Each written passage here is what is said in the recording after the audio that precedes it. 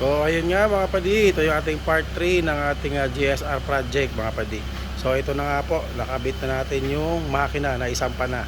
So ngayon ang ginagawa is completion na tayo ng mga accessories na nakakabit sa gilid, mga hose, mga harness, lahat kinakabit na natin mga padi. Tapos ito, i-install na rin natin yung ating brand new na diamond na ignition coil. Ayan, dalawa, pati high tension wire bago na rin. Ayan. So kumpletuhin muna natin to, and then iyan natin yung pag-andar ng makina. Tapos ngayon ito yung kanya radiator, no? Palitan din natin yan ng radiator hose kasi yung luma niya radiator hose puro kalawang natin, no? So lahat ng preventive measures para mabawasan yung kalawang dun sa kanyang is gagawin po natin. Ayan. Alright mga padi, so ayan, kaya kumpletuhin muna natin to, and then saka tayo mag-testing pag umandar na. Okay. Alright, so ito na ngayon yung ating GSR, Project GSR mga padi. So ayan, maandar na po siya mga padi. Yun, swabe na yung andar niya, tahimik na. Ayan. So ngayon, yung huling pang ginawa natin dito mga padi is kasi may idle issue nga siya dati. So ngayon na-check namin yung kanyang IACB na luma is shorted yung isang pin, no? Zero reading talaga, halos 0 or 1 na lang ang sa resistance test niya. Tapos yun nga, chinek din namin yung kanyang ECU, may problema din sa ECU. So ganoon kasi kapag mga ganitong model, mga pizza model, kapag na-short yung kanyang IACB, tinatamaan din yung IC driver sa ECU. So ngayon pina-repair namin yung ECU. Ayan, so ngayon ito pinapaandar natin. Papakita namin sa inyo na okay na yung kanyang ECU. So ngayon sinalpakan muna namin siya ng IACB na galing dun sa unit namin dito na IACB ng pang 4G18. Ito pakita namin sa inyo na goods na yung kanyang ECU. So IACB na lang ang kailangan namin. Ang problema, wala kaming stock ng IACB para dito sa Lancer niya. So ayan mga padi, idle niya is 900 stable, no aircon. So aircon natin, ayan, drop lang ng konti pero na maintain niya. Ayan, tumataas na siya. Mga nasa mga 900 na yan mga padi. So steering assist natin, ayan, may steering assist na siya. Ayan, ayan na, may steering assist na siya. Okay. Alright. Ayun. So problema na natin dito ay IACB na lang. Yun lang ang problema. Wala pa kaming maibigay kay bossing na IACB.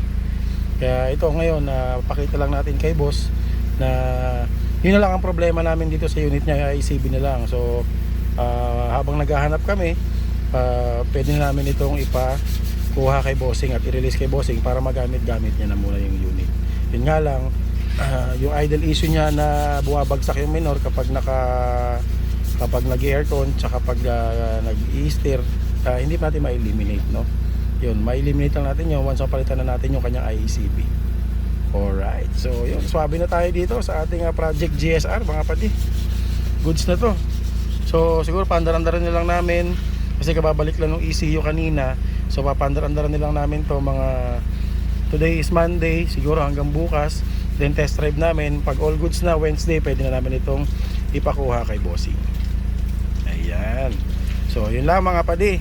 So tapos na tayo dito sa ating GSR. Konting palapat na lang tayo ng ating mga piston ring, at dahil bagong refresh natin, and yun, pwede na natin itong release dun sa owner. Alright. So ito ngayon, test drive natin ito ngayon GSR natin mga padi, para maramdaman natin kung kumusta yung andar ng makina, pati yung transmission. Kasi yung transmission, may leak siya sa transmission kasi dati, and inano natin yung kanyang oil seal, pinalitan natin.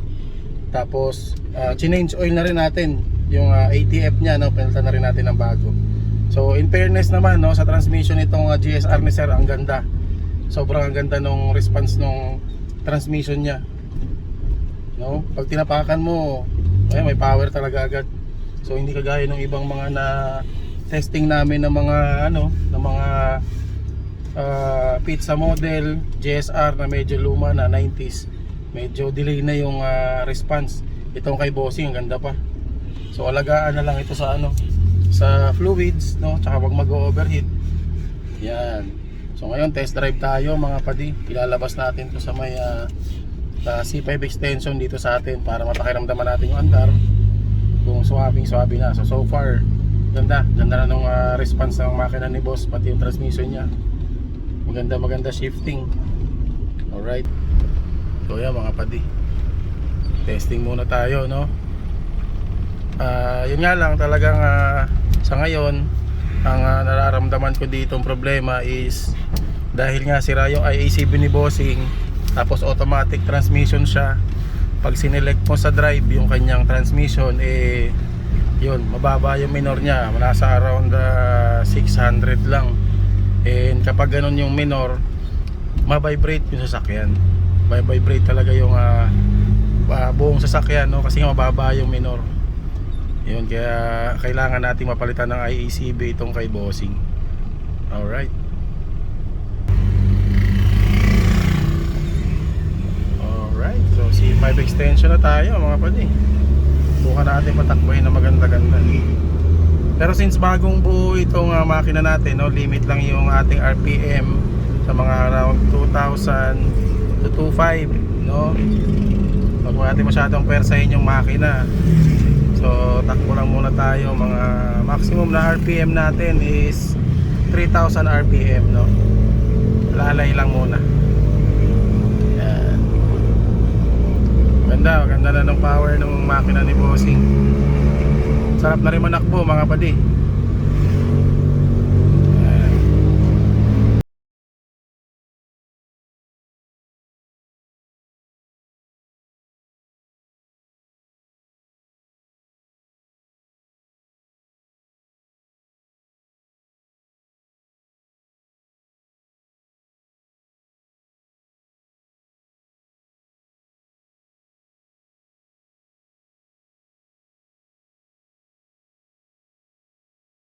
Ayun, alright mga padi. So yun nga, after ng mga ilang ikot natin doon sa C5 extension, no, yan, medyo inabot tayo ng gabi. Hindi ko na binidyo yung buong pag-ikot natin sa C5 at baka mainip kayo kapapanood na puro paikot-ikot lang. So nakalimang round tayo doon sa C5 extension.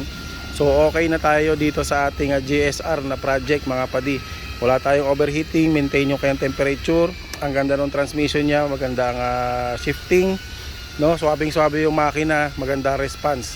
Ayun, so yun lang talaga ang magiging comment ko na lang is yun nga, ang comment ko na lang talaga dito sa ating GSR is yung kanyang IACB, no. Ramdam mo talaga yung vibration doon sa kanyang makina kasi nga kapag nakaselect na tayo sa drive, no, ma-vibrate na siya. Tsaka pa nag-aircon ka, yun nga, ma-vibrate na talaga mga padi.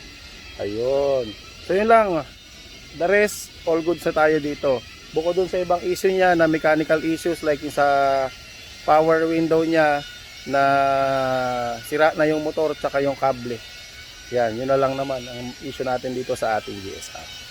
Ayun. So yun lang mga padi. Okay na tayo dito sa ating project GSR at maraming salamat po sa lahat ng subscriber namin na nag-antabay dito sa ating GSR project mga padi.